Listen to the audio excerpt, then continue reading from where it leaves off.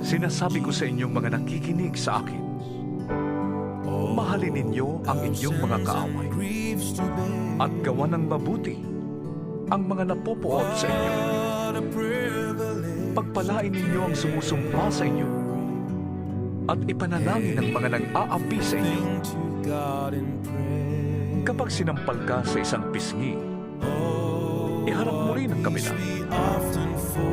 Kapag inagaw ang iyong balabal, huwag mong ipagkain ang iyong barong.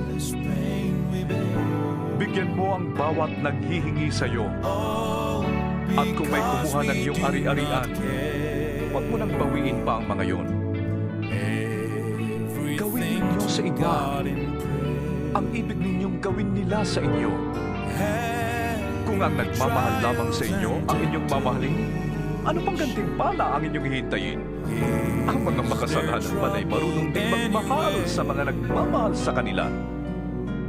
Kung ang mga mabuti lamang sa inyo ang inyong gagawa ng mabuti, ano pang gantimpala ang inyong hihintayin? Kahit ang masasamang tao ay gumagawa rin yan. At kung ang makakabayad lamang ang inyong pauutangin, ano pang gantimpala ang inyong hihintayin? Kahit ang masasamang tao ay nagpapautang din sa kapwa nila masama sa pag-asang sila'y babayaran.